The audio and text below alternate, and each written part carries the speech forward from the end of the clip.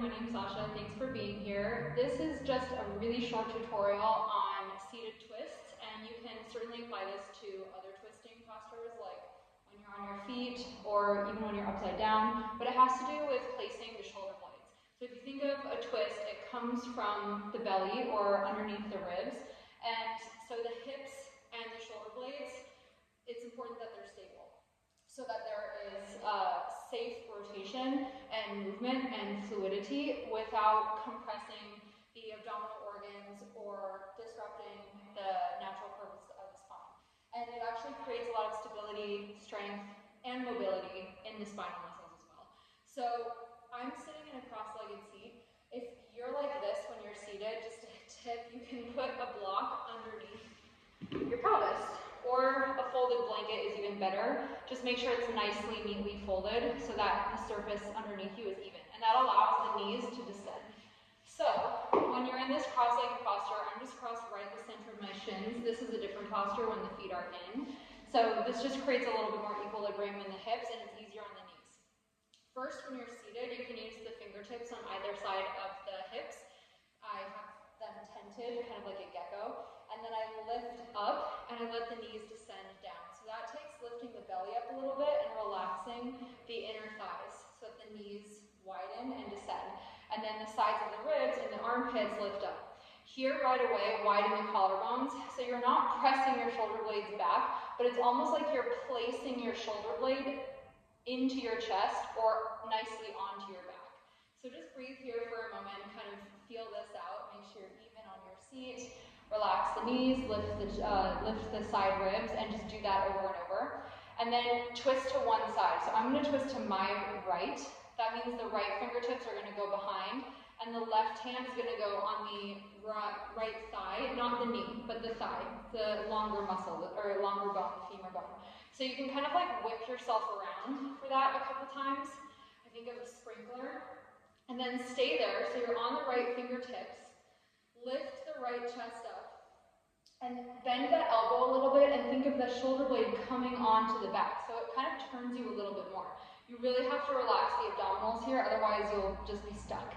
And then with this left hand, with the front arm, the elbow also bends. And think of widening this left collarbone. And again, it places the left shoulder blade on the upper back. Oh yeah, and it turns the belly a little bit more, and it puts the shoulder blades on the upper back.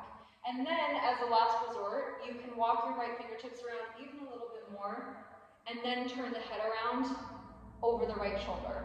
And take a breath here, just notice that you also don't have to turn your head, but it is a nice continuation. And then when you come back to center, sit up tall for a moment before you switch the cross of the legs. It doesn't really matter so much, but it's nice to be even with both crossings in front at one point, so you create equilibrium.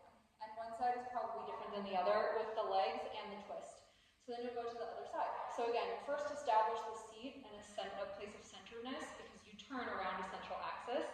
And then you can go a few times, like sprinkler yourself to the left. And once you're there, pause with the left fingertips behind you, the right hand on the left thigh, not the knee, but the thigh. Use both of them to kind of push into and lift yourself up taller first, so you're not contracting down or leaning too far back at this point. And then start from the back, just for this moment, you don't have to, but I'm just starting from the back. From the left fingers, lift the left chest and the left armpit up, and think of that shoulder blade coming onto the upper back. It'll turn you a little bit more, kind of crank you, and it'll widen the left chest. And then similarly, you're bending both elbows to the side. When the right elbow bends, this right collarbone widens, the right shoulder blade, you'll see the difference. So here, I'm fine in a twist. And then when I widen my right collarbone and put the shoulder blade on my back, whoo, it turns me quite a bit more. And you can kind of even crawl these left fingertips around a little bit more behind you, almost like they could reach, if you can see my hand, all the way to the outer hip on the left side. And if you want, you can continue and gently turn the head back over the back shoulder. I'll just stay here for now. And breathe. And then come back to center. So I hope that was helpful. That was just a really quick tutorial to get the shoulder blades on the upper back. And that is the same for if you're in twisting postures like Dandasana with the feet forward. I'll show you from the side.